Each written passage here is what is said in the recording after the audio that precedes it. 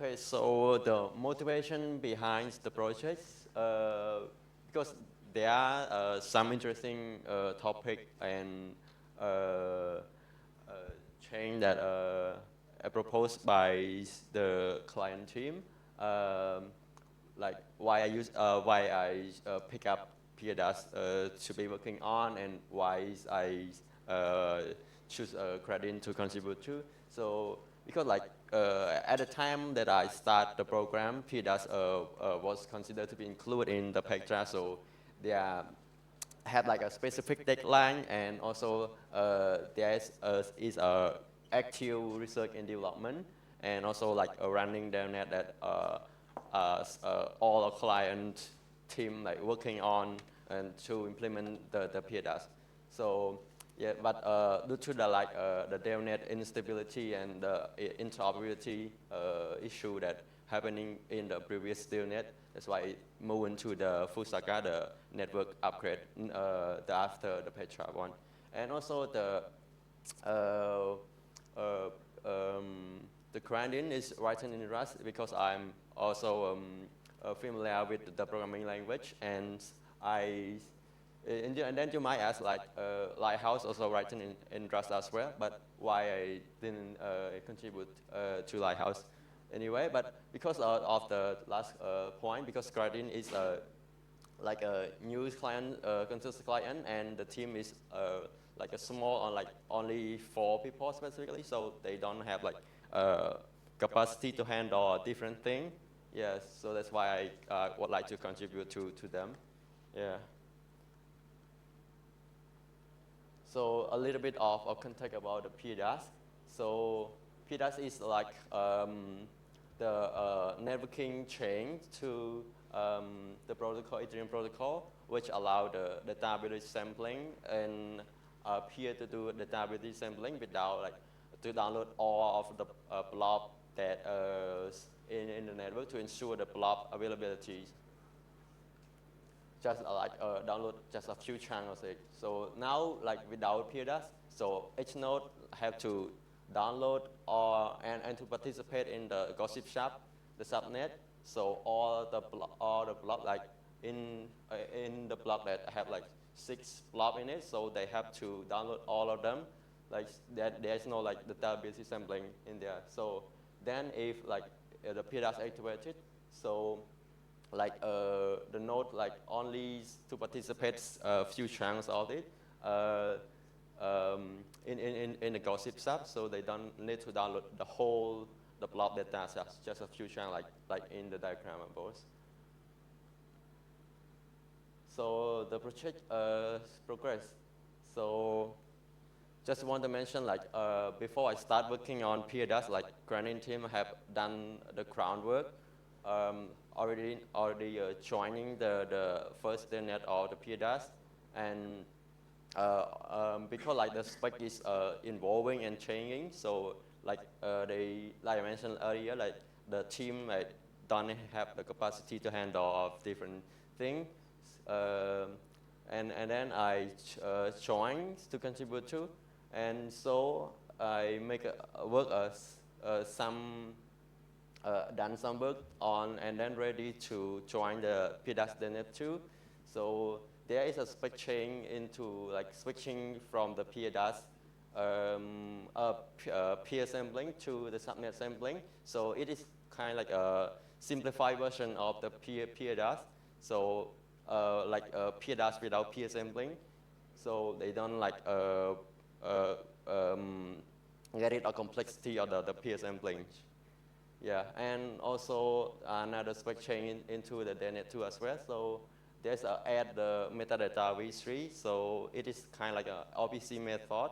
Like it is just a simple, like add a new field into the metadata, like the custody subnet count.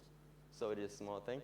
And fun fact that the DevNet 2 didn't went up well. So it there's a bug in Grandine that caused like the DevNet, the whole DevNet to be like messed up. So I'm the one that messed up.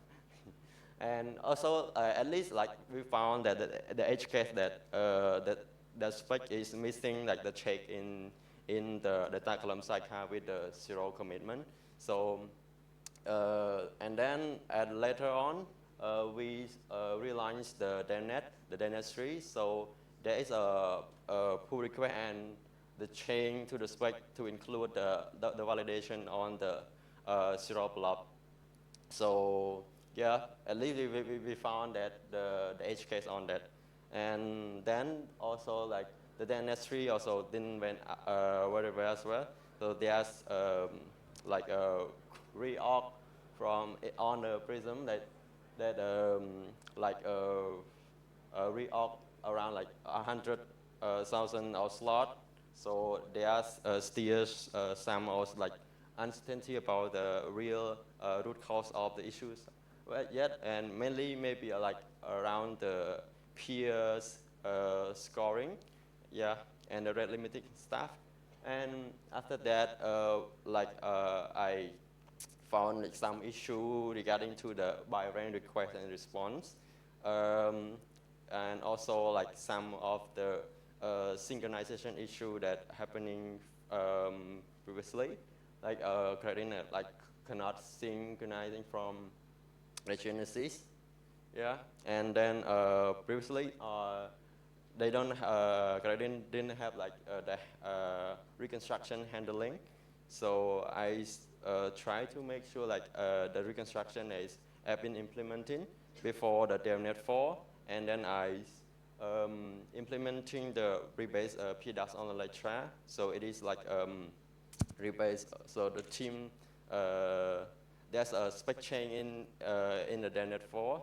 So and another one is the engine get blob one, but it's not done yet. So I'm working on it currently, and there are several like open PR. Okay, sorry. There are several open PR maybe include as well. In one of them, the standardized metric from one of the fellow here is Gaja. He's working on it.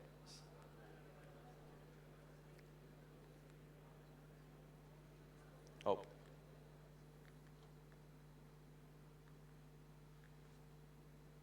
So the next step, I will like continue and contributing to the project until like it launch and continue implement the engine get blob one. It is the optional one, but most of the client are already implementing this engine APIs and continue facing back because there are some few bugs that still in the implementation, and also continue improving the performance and clean up the code base. And yes, and there will be later on like DevNet, so we'll keep up with the spec chain. So the challenge is that it is the most challenging and interesting part for me to implement the PeerDAS is mainly like to understand the concept of data ability sampling, particularly in the PeerDAS, because like it's not the important thing is not the hard part is not the implementing. Like you try to need to understand the concept, and also like to get yourself familiar with the structure of the code base on the Grandine, and also all the clients, because you need to understand the behavior, the correct behavior. Like when you debug, you will like find some of like wrong behavior or something that, and then you need to check with all the client implementation, like what is their behavior, and then try to interrupt. Yeah, and my experience in the EPS, yes, it's great journey for me. Before I joined EPS, I did not understand anything about the core protocol development, and I don't know about the decision that made into the protocol chain, and it's a lot. And I must say I am a permissionless participant, and I it is a great opportunity like for the public to would like to exploring the core protocol development. Is completely permissionless. Yeah. Yeah. Thank you. Thank you, everyone. All right, thank you. Any questions? Got one question over here.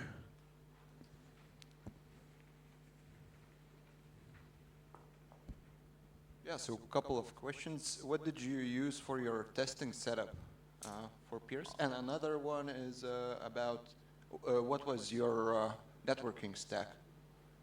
For the testing, we use GoToSys for the local testing ones. So we spin up a few nodes like from a different client. So then we can test the interoperability between clients. Yeah. For the networking stack, it's the same. Like we use GoToSys and we add some of the service to doing the monitoring and the dashboard and the metric something. Yeah. Any other questions? Awesome. Thanks again, Hangleang.